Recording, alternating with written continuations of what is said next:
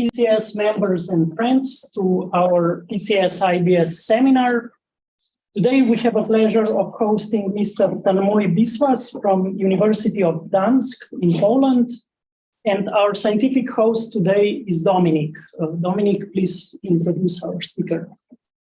Hello, it is my pleasure to introduce soon-to-be Dr. Tanmoy Biswas. A little bit about history. He did his master at the Indian Institute of Science, Education and Research in Calcutta, where his master thesis was quantum to classical transition under coarse graining, measurement of resolution and reference.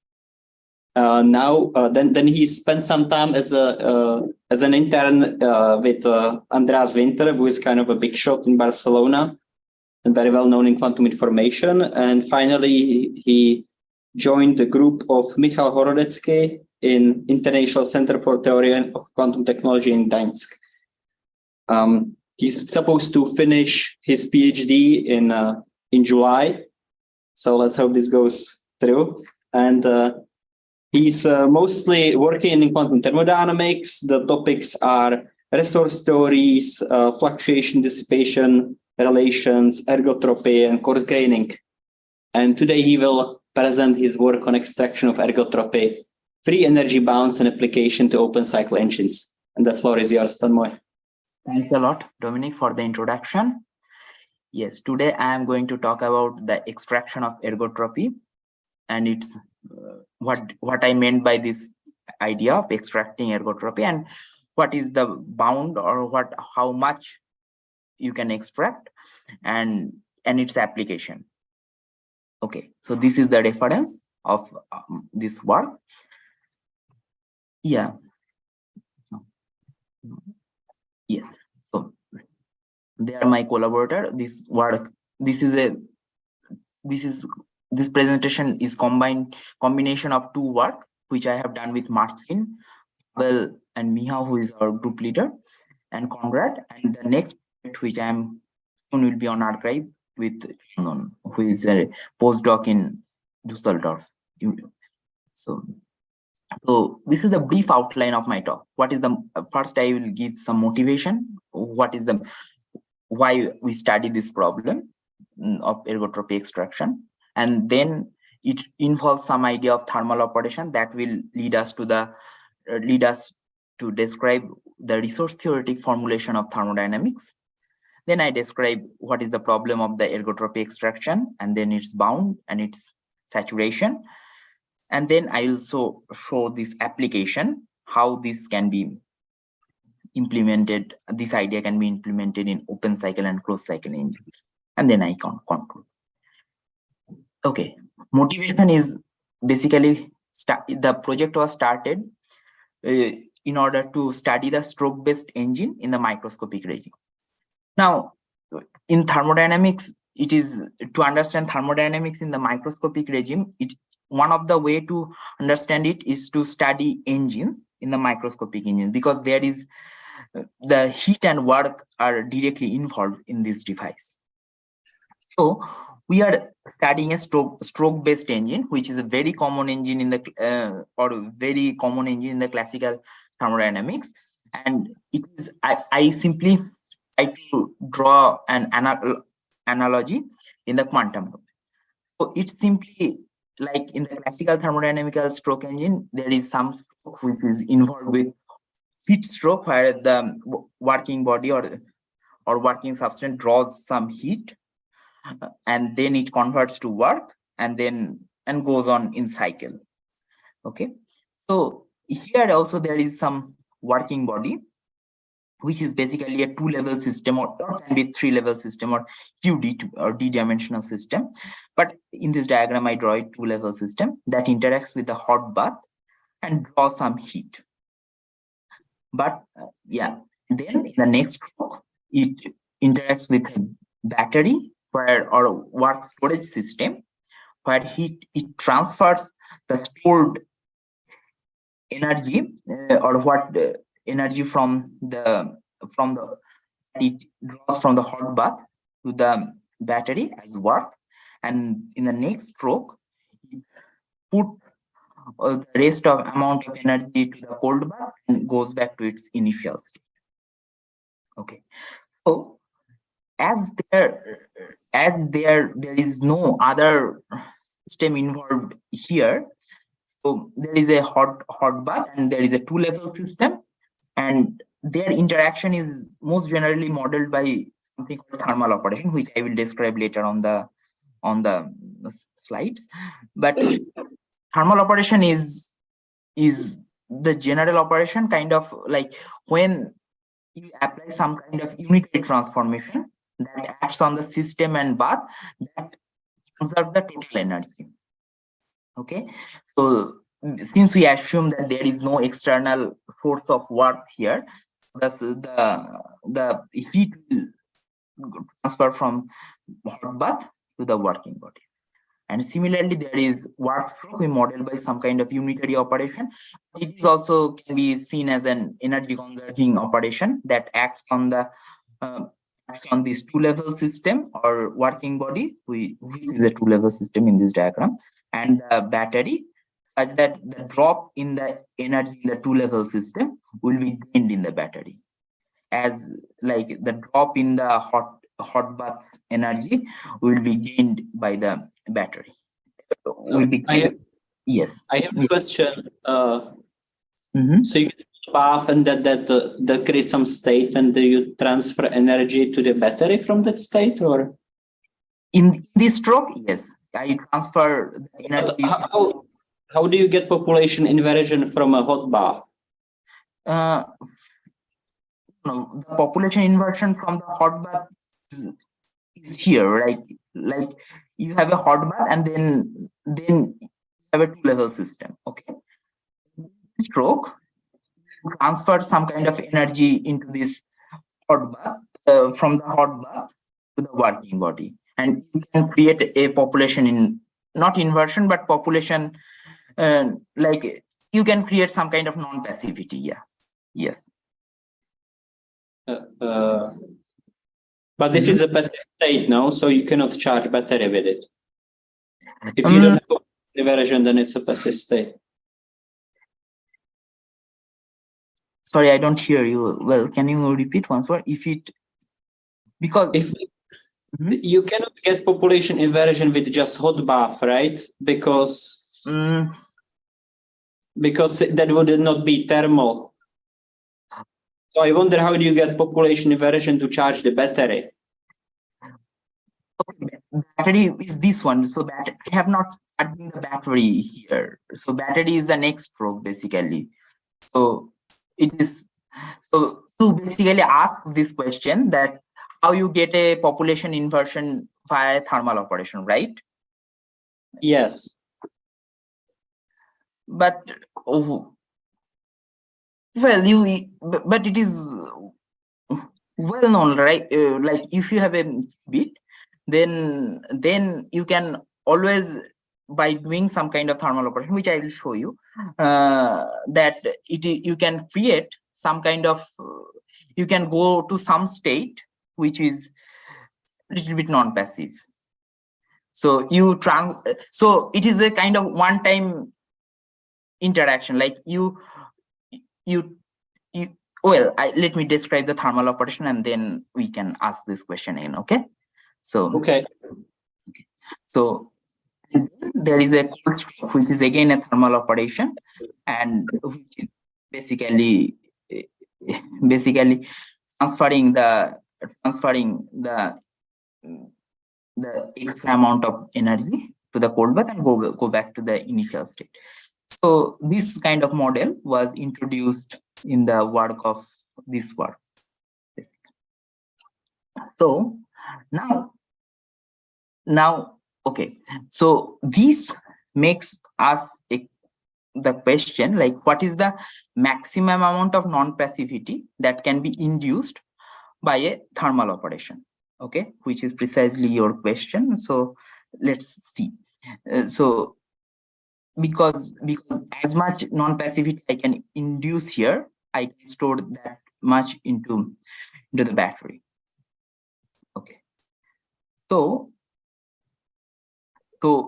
yeah, So by the way, here there are two words, so ergotropy and thermal operation. Ergotropy is basically defined as the maximum amount of drop in the energy that can be caused in a system by a cyclic unitary. So it is defined in the following manner: R of rho, which is basically E of rho and minimum over all possible unitary, and U rho U dagger, and I call this state as passive state.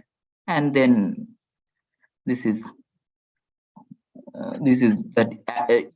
defined in the following manner: the average energy of the system. And this thermal operation idea will lead us to formulate the idea of resource theoretic framework of thermodynamics. So basically, let me describe briefly what is the motivation of studying the resource theory. So the main idea of studying resource theory is you have to achieve certain kind of task with a restricted class of operation, or there is certain limitation. This is when there is certain limitation, what are the resources? So if you don't have any limitation or restriction, then nothing will be resource actually. So for example, you can think like sending a message from location A to B, and there it will be practical constraint like limited fuel budget or cost of communication are there.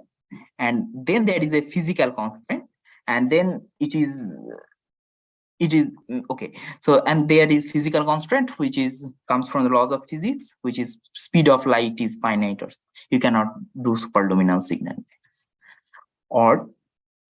And from the quantum information perspective, there is something called teleportation of a quantum state from A to B, and the constraint is velocity transformation, and then you can apply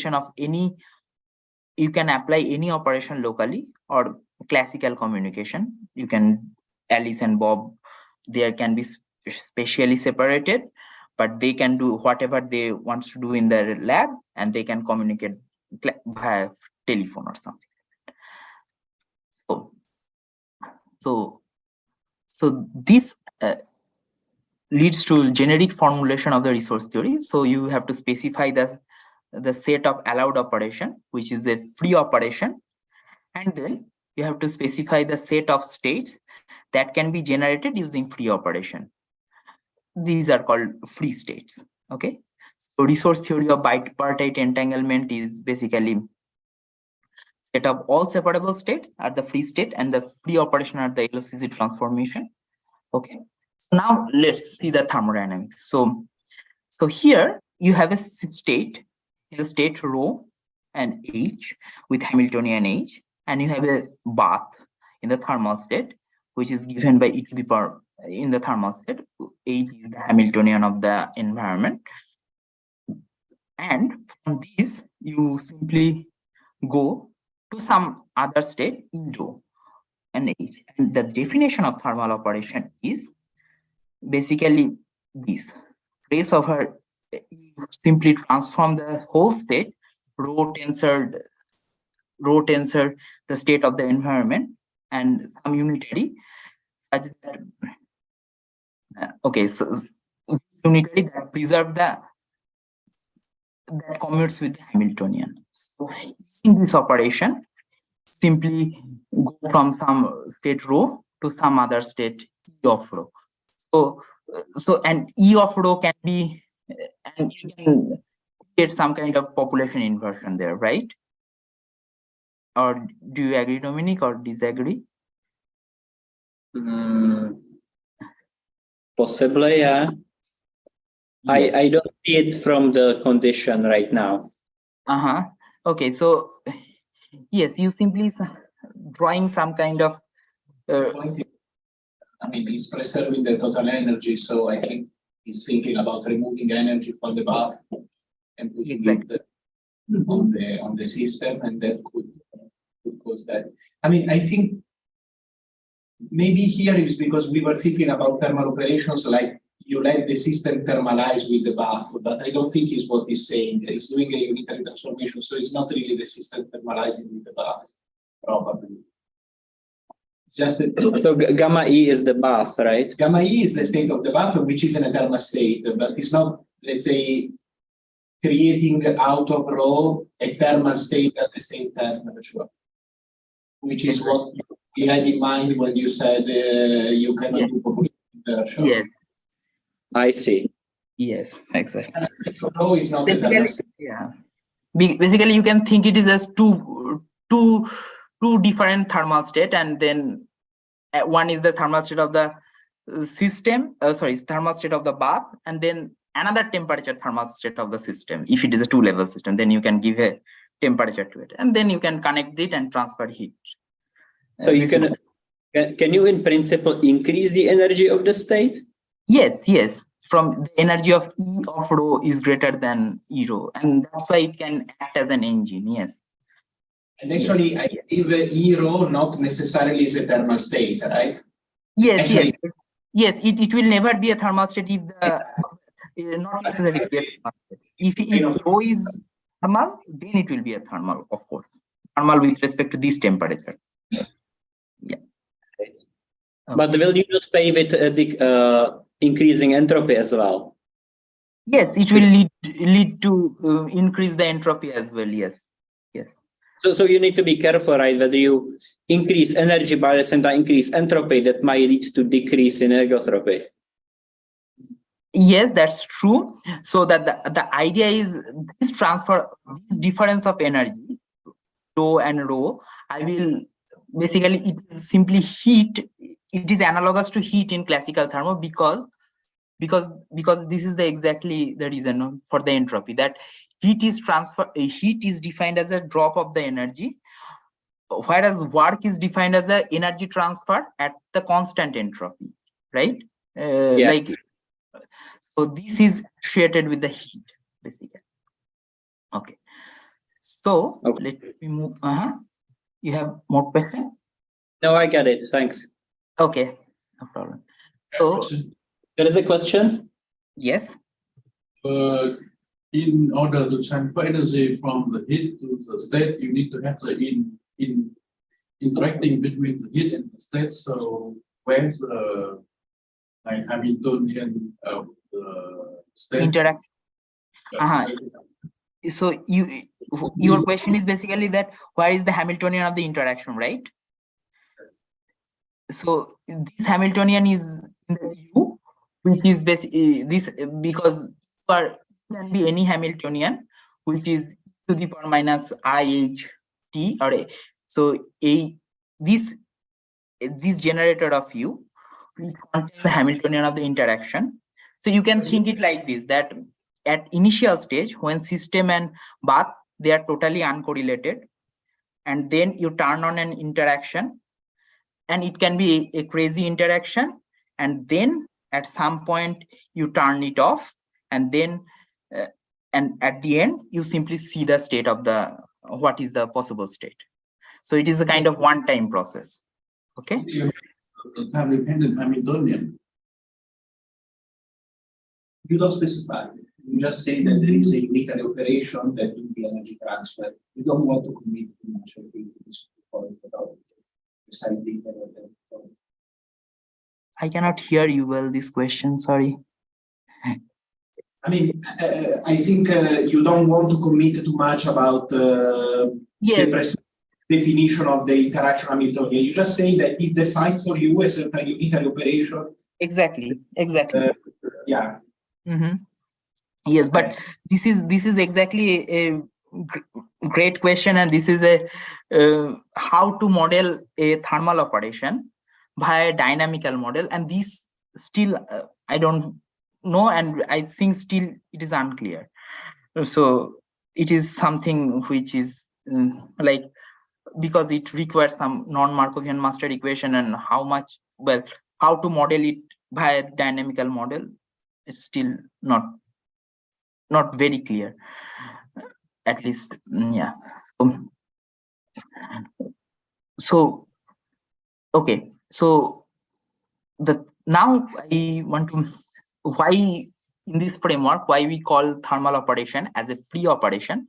So the motivation of this is like preparation of a state without consuming any work. So this is the central idea behind this, that you cannot get work for free. For example, let's say you have the combined equilibrium state of the system and environment, gamma is a Gibbs state of the system, and then it has a Gibbs state of the environment, and this is they are in the same temperature. There is a question. I mean, yes. The two you are drawing. You are writing gamma and gamma E, and they are, if I understand, two thermal states with the same temperature, right? Yes, exactly. So they are in the same temperature of the bath. So yeah. So this is the Gibbs state of the system, and this is the Gibbs state of the bath, but they are in the same temperature. If, let's say, any unitary operation are allowed as a free operation, then you can then from this you can go to some state which is not an equilibrium state, basically, so which is not equal to gamma tensor gamma E.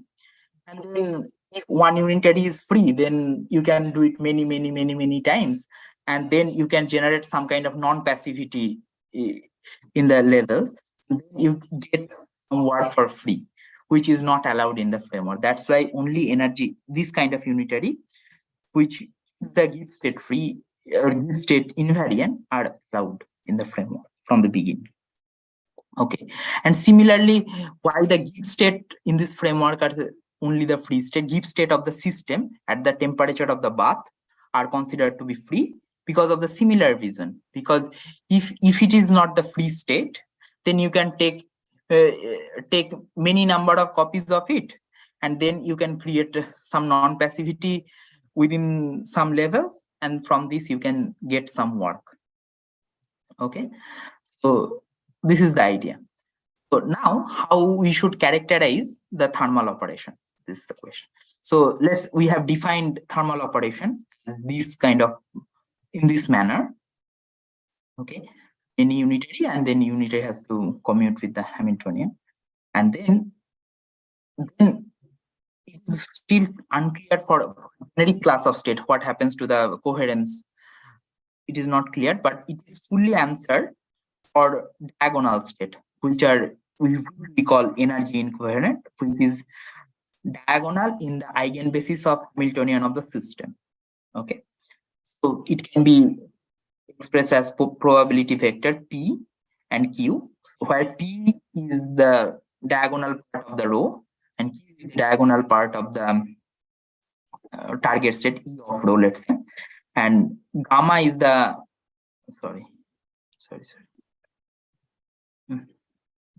gamma is basically the diagonal vector which is generated from the Gibbs state, and then there exists some kind of stochastic matrix, which is basically a stochastic matrix whose column entries are added up to 1, and then you can act on this P and you can go to Q.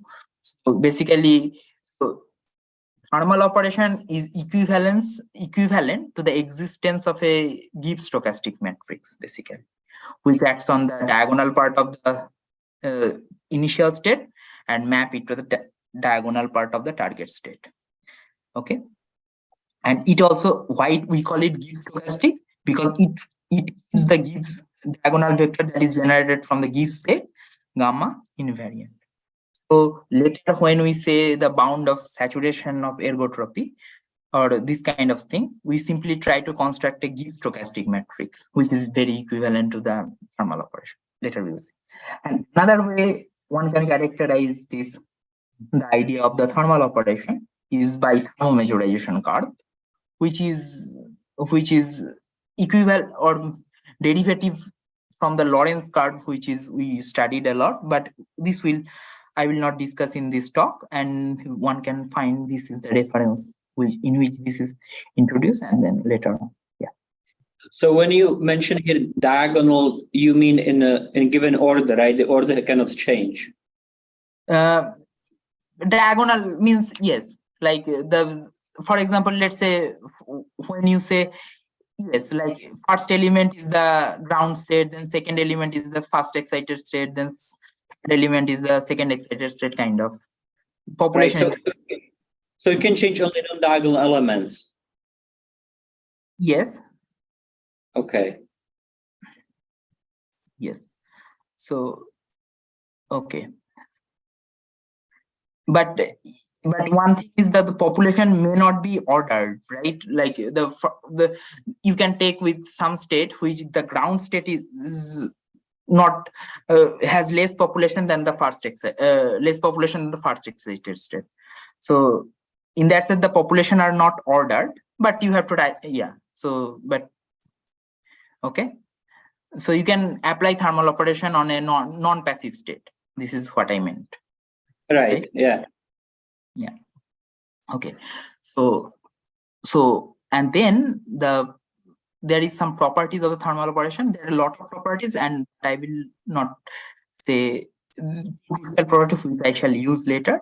So this is any kind of relative entropy, like alpha relative entropy. Here I just the scale relative entropy or scale divergence is a monotone. So if you apply if you see, like, if you apply thermal operation on some state E of rho, it is basically, it will decrease, and one can see it from Plains inequality, which is, or data processing inequality. If you apply E on both sides, this thing goes to E of rho, and E of gamma is gamma. So yeah, and relative entropy is given by this, and relative entropy also can be seen as the difference of free energy. Well, I think I forgot one over beta term will be there, but it is equivalent to difference of free energy between the initial state and the target, initial state and the give state. So f of rho minus f of rho.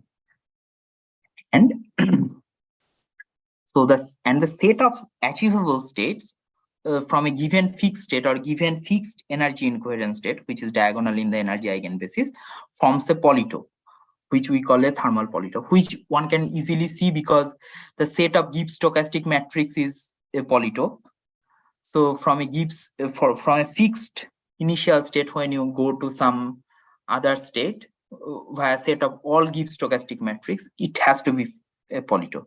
But since it has to also preserve the Gibbs state, so the structure of the polytope is fully not trivial. So this is basically leads to some non-triviality, and it will be called thermal polytope, but it's a polytope. Okay. Can you explain what is polytope? I never heard of this. Polytope is basically a convex set with the finite number of extremal points. Okay. So you can see triangle as a polytope. Yes. The same as simplex? Because I know yes, this. It is the same as simplex. Yes. I see. Yes. Okay. And in my work, it will involve, because I will optimize some convex function like ergotropy or kind of heat, this kind of function over this thermal polytope.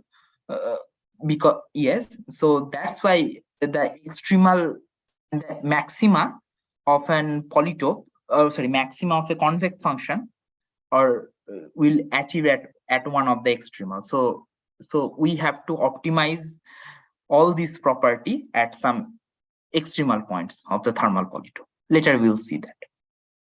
Yeah. So first I now give some first derive the bounds on the extraction of ergotropy. So I define this quantity as extraction of ergotropy. So let's say you have a initial state rho, and if you have a target state I of rho, then my question is what is the upper bound of the how much ergotropy you can, or how much non-passivity you can induce to the system by thermal operation. Okay, so I started with writing the definition of the ergotropy, and then it's simple. So I add and subtract this entropic term in both of these cases, and since the phi of rho and entropy of phi of rho passive are same because they are unitary equivalent, I can add and subtract this term here and this term. So, and this will allow us to write difference of ergotropy as a difference of free energy, and now this term is non-negative because of the thermal operation. Like free energy is always decreasing or non-increasing under thermal operation. This is negative. We obtain this particular bound on the extraction of ergotropy, which is also can be expressed in terms of the. So it is difference of the passive energy difference of the passive free energy of the initial state and the target state basically, and it can be written in terms of the free relative entropy as well. Is this always positive or negative? Yes. This looks like it's always positive, either positive or negative. I don't remember this. Which one? The last thing. Last is always negative, yeah, like because free energy is always decreases under thermal operation. Or no, yeah. I don't mean this term. I mean the one below, the upper bound. Yes. So it is positive. Yes. It is positive. Wait, so you will always get some energy out by performing thermal operations, like more energy out? Well, okay, not necessarily. Sorry. So if you apply a thermal operation on some passive state, okay, sorry, non-passive state, which is, and then your ergotropy will always decrease. So in that case, so but the upper bound is in that case will be 0, right? Because because doing nothing is also a thermal operation. So in that case, this bound will be really saturated. Yes. Oh, I see. So it just says that if you get some ergotropy out, then this ergotropy you'll get is bounded by some value. Yes. But not necessarily get positive work out. Positive workout, yes. Yes. Like you don't get some every time. Yes. This bound is basically state dependent thing. So yeah. Yes. And which is further can be bounded by this kind of quantity, which is a positive quantity, but it is a too crude of amount. Not too crude, but this is amount. Yeah. So now how we shall achieve this bound. So here is an example that achieves this bound. So I start from a harmonic oscillator, ground state of an harmonic oscillator with Hamiltonian this. I remove this. I shifted the ground state to 0 basically. Okay. Then my target state is a give state, but you see it's a give state from the L excited state, right? So it is shifted up to L levels. Okay. And then where L is chosen in this manner, and then when you your target state is basically a give state, but it is from the L level. So when you make it passive, or when you make it when you do the population, it will be simply a give state, right? So now, and this is because it is we have infinite number of levels, right? So now I can construct a stochastic matrix, which is I denoted by EA of phi max, which is kind of this example where where this is the matrix form of whole thing which achieves this kind of transformation, and then we can see that so for this basically this bound is basically saturated. So we obtain basically these quantities we basically saturate this bound in that case. So it boils down. So this is one example which achieves this process. This is one example which achieves basically this. So okay. Can I confirm if I understand it correctly intuitively? You basically changing information you have about this, like a purity of the state. The purity of the state for work, right? Because you take the pure state, you make it slightly mixed, but having higher energy, and that allows you to extract work. Yes, yes. Like yes, yes. So you changes the purity and you transfer it and create some non-passivity out of it. Yes. Right. So if you would have some state that has higher entropy than the corresponding environment, this probably would not work. If it has higher entropy, then the environment. Then, but yes, maybe yes. Because then you don't have any currency of purity, right? Because you are exchanging purity for energy. Yes, yes, true. I think yes. Okay.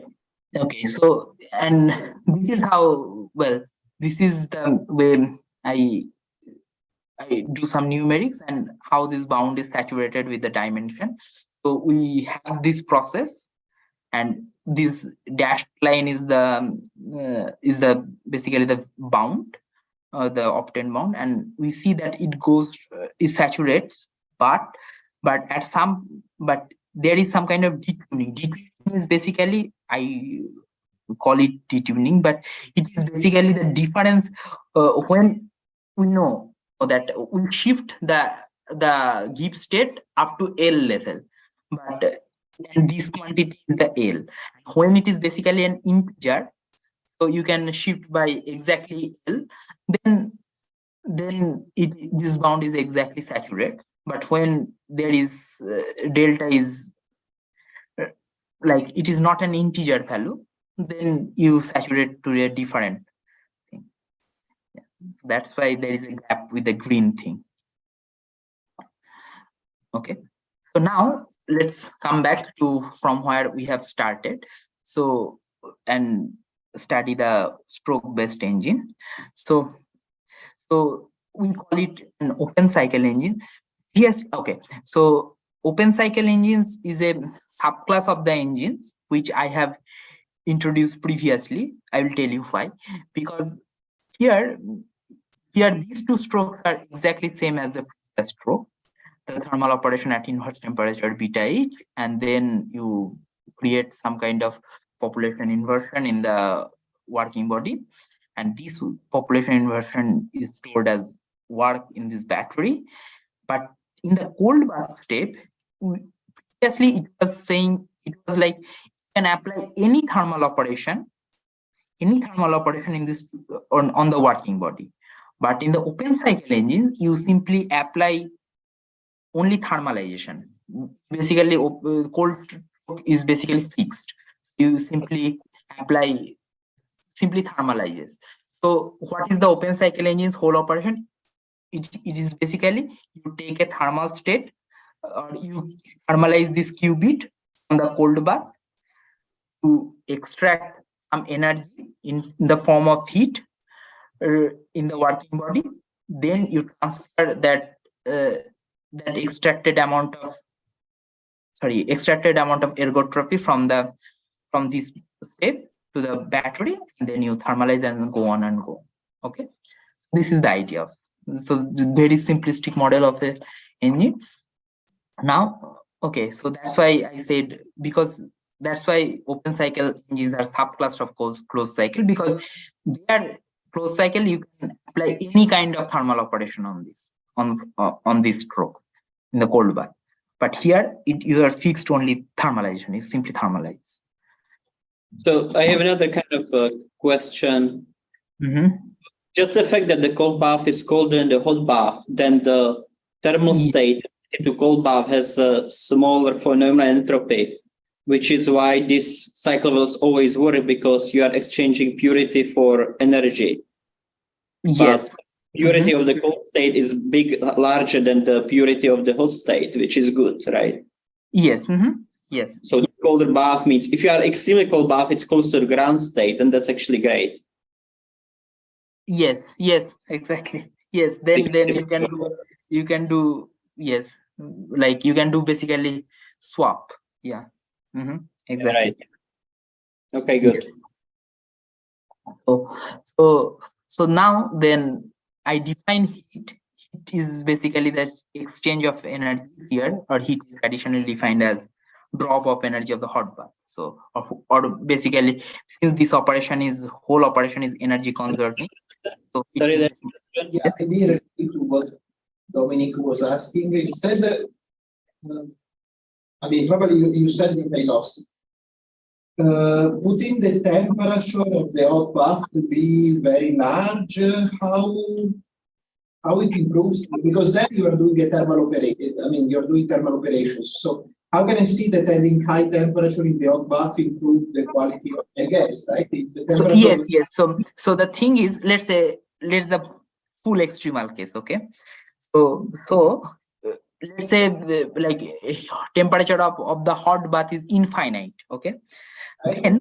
Then the thermal operation is boils down to a something called noisy operation or something. So, but the thing is, as a result, you can basically swap.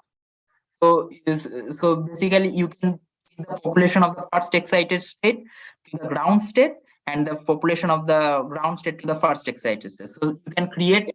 So in other words, you're saying, just to see if I'm understanding, if beta H is 0, so that means that the temperature is infinite, Yes. you can show that a swap operation become a thermal operation. Yes. Okay. Yes. Okay.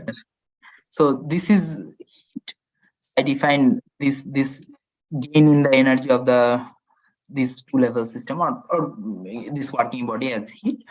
Then I define work done as the transferred amount of energy to the battery, or gain in the energy of the battery. Okay, so that's why I defined it like minus of W and then phi of rho or something like this state, and then phi of rho.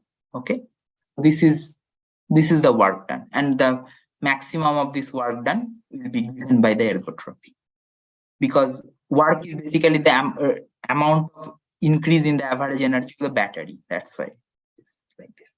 Okay, so and then closing the cycle is basically thermalization at inverse temperature beta C, and I define this quantity as the cold heat. So cold heat basically the transfer difference of energy between the initial this state and this state.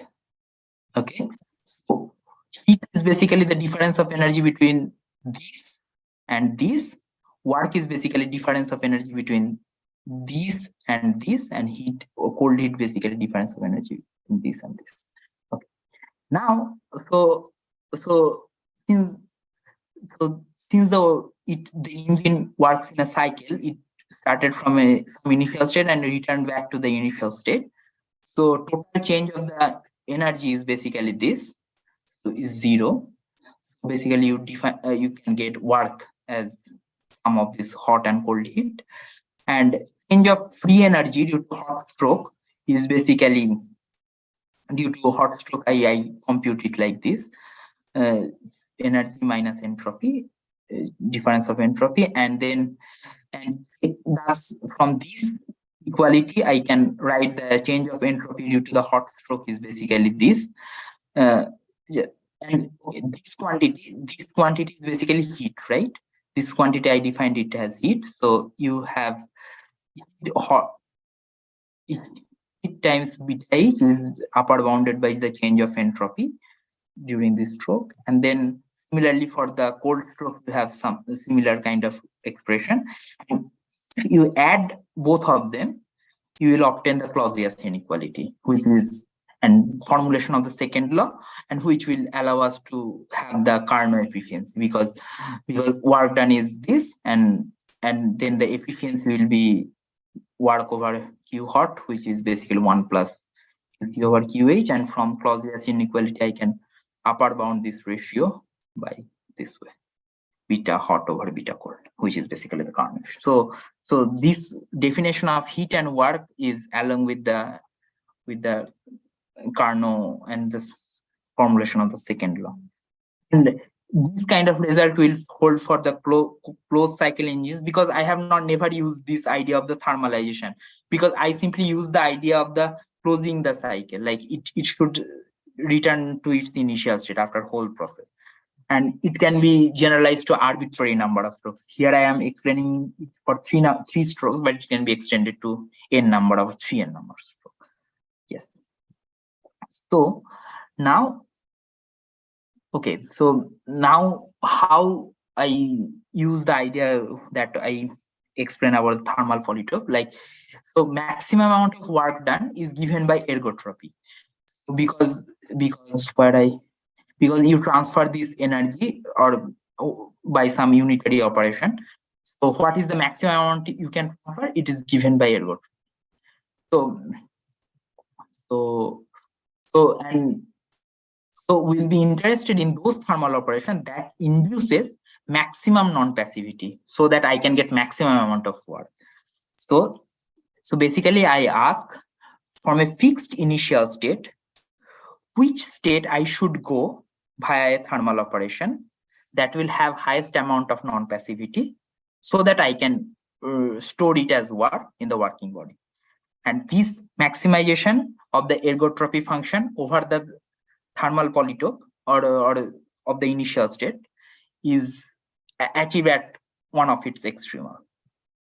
So, because it happens because ergotropy is a convex function. So the maximum will reach at the extremal points of the thermal polytope. Now, and heat also similarly, like heat is also a linear function. So the maximum of the heat also will reach at the extremal of the thermal polytope. But then the question is, what about efficiency? Because heat is also maximized at some extremal, work is also at some extremal, then efficiency, can you say something? The answer is, okay, so the answer is, like, you can write it as, yes? No, it's just noise from outside, sorry. Okay. So you can write the efficiency as a ratio of this. We written like a convex sum, or almost convex sum, I would say, at this stage, because see, this kind of coefficient, which is before Wj over, which is basically the efficiency each of the point of the polytope. This kind of coefficient, are they positive? They are added up to 1. You can see it from very easily, but are they positive? So this is a question, or this question is very similar to the second law, because you started from a thermal state of the cold system or cold bath. Now you ask this question, that if I interact with the hot bath, or this system interacts with the hot bath, whether heat always flow from bath to the system. This is, from the classical thermodynamics, it is trivial, like it is, of course, yes. But on the other hand, here also it is basically, the question is whether these coefficients are positive, is basically positivity of the heat always, and it is true, but it is not, well, it can be proven from the thing from or idea of the thermal operation. It can be proven, but it is not that straightforward. It can be proven always that this is positive. So this makes efficiency as a convex sum, a proper convex sum, and then the efficiency will be achieved at some extrema. But it may not be true that work or ergotropy and the efficiency are both optimized at the same extrema always. Like for qubit working body, yes. For a higher dimensional working body, no. Okay. What are the lambdas here? Huh? Lambdas are, I write work as a convex sum of all the work or ergotropy obtained at all the extremal point of the thermal polytope. So I write it as a convex sum. This is this coefficient, which it determines the point at that polytope. Yes, exactly. So it's like a fine connection, or is it called? Yes. Aha. Yes. That's Oh, I see. This is not a maximum. This is just you just write it as a function of those points. yes. See, okay, got it. Yes. But now, since it is a proper convex function, the optima will be obtained at some extrema. And you have to, so for it is very simple to analyze such an engine, because you start an working body state, rho, which is a thermal state with a cold. I write it in this form, which is a thermalized. And then the thermal polytope, if you calculate from the thermal operation, it will be initial state rho, and it has only one extrema, which is this one. So then this can be calculated using the tools from thermal operation, and then you can calculate work.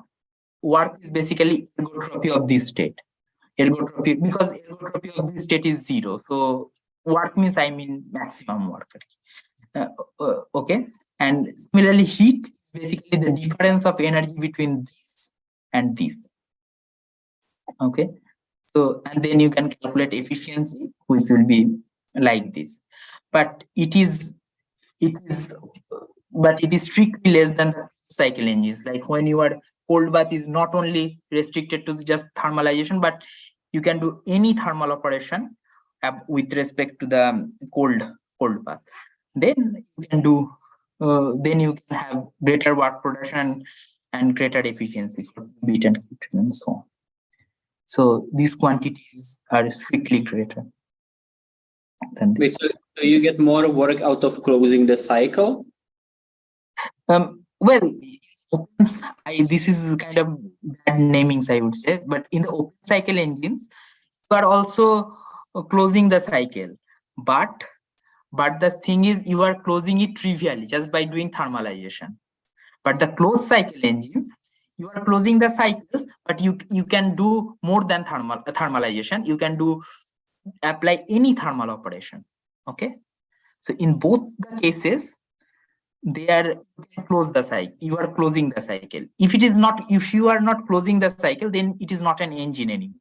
I will not call it an engine, because then you can take a non-passive state and you can store its ergotropy as work, and it is not an engine, right?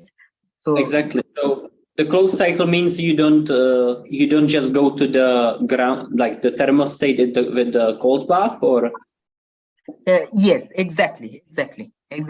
You can you start from some other state, but you are not going back to the thermal state of the you are starting from some state. You do heat exchange, work extraction, and going back to that state. But that state, the cyclic state, may not be a thermal state with the cold system. But in the open cycle, it is a thermal state with the cold system. Yes. I see. So the difference is that you have different initial states, and yes, some are efficient than the ground states of the cold bath. No, let's say the thermal states of the cold bath. Yes, exactly. So okay, and a similar analysis. 5 minutes. Okay, I'll finish soon. So similar analysis of open cycle engines for Q-treat working body is done in the paper, which is because the thermal operation structure in the Q-treat is very much difficult. So I will not it is basically regime dependent. So what is the ratio between two gaps? Two levels, so gap between the two levels, and this is a little bit complicated. But this open cycle engine can be versus closed cycle engines. In here, open cycle engines can be a very good tool to study the closed cycle engines, because on the one hand, I know more, because open cycle engines where you just close the cycle by trivially thermalizing, it is something easy to handle, and there is results are known at lot of more generality. But these open cycle engines, when they analyze in the first paper that I was showing in the first slide, it is very complicated to optimize the work production. This engine, the closed cycle engine, can be mapped and open cycle engines by taking simply some other altering the temperature of the cold bath. right? So because any state, any two-level system state which is passive can be thought as a thermal state with respect to some other temperature. I call that temperature beta Vc, V for virtual, but and then one can analyze it in that manner, and using this I can obtain a very simpler proof for these two expressions, which is much simpler than they have obtained. Moreover, like it allows me to like for a general stroke engine, like when you have n number of stroke, I can optimize the efficiency and work, and I obtain the most intuitive result, like the work production and efficiency will be optimal when all the hot bath and the cold bath strokes are given by the extremal points of the polytope or extremal thermal operation. If it is a qubit, then it has to be just one extremal. So all the hot stroke and the cold stroke are the extremal thermal operation or thermal process. The work stroke is given by just swap, like simply permute these two levels and transfer the population to the weight, and that's it. So, yes. Is the optimal initial state always diagonal in the energy basis? This is something which I have I assume from the very beginning that there is no coherence in the initial state, and I do the optimization. But my guess will be that optimal state has to be diagonal, but I have not yet proven. Yes. Okay. So this is my guess that that coherence cannot provide any advantage over this. So and then I will conclude this then, that we provide the upper bound on amount of ergotropy that can be extracted from a hot bath by a thermal operation. Then we wrote an example where this bound can be saturated and show some numerics that bounds can be saturated with the dimension. And we have studied a stroke-based engine, which is called open cycle engine, that functions by extracting ergotropy from the hot heat bath. And then we provide the thermodynamical framework, and how this engine can be studied, the closed cycle engines, like open cycle engines can be converted to the closed cycle engines by altering the temperature of the cold bath. And it can be extended to 3n number of generals. So now the possible question is this. So I have a long time this question, like, does coherence plays any role in the ergotropy extraction? So prove or disprove this inequality. So phi is a thermal operation, phi of from rho or phi.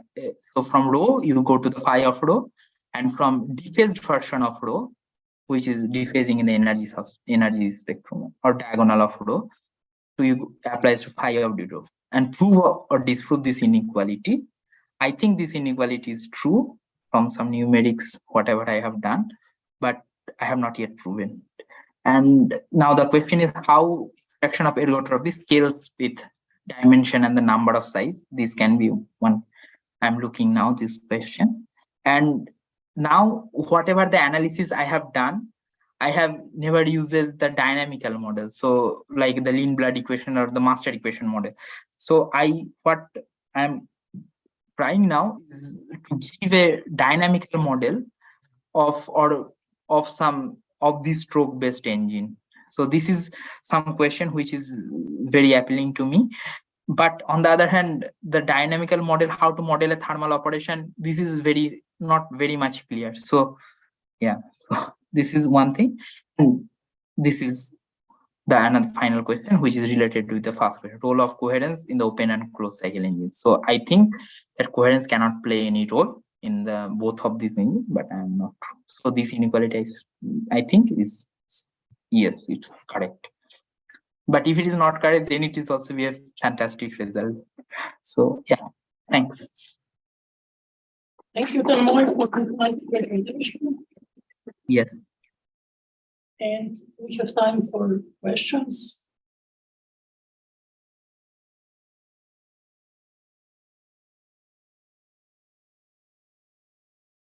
So it seems that everyone is already got the answers. So in this, let us thank Tanmoy again. Okay, thanks a lot.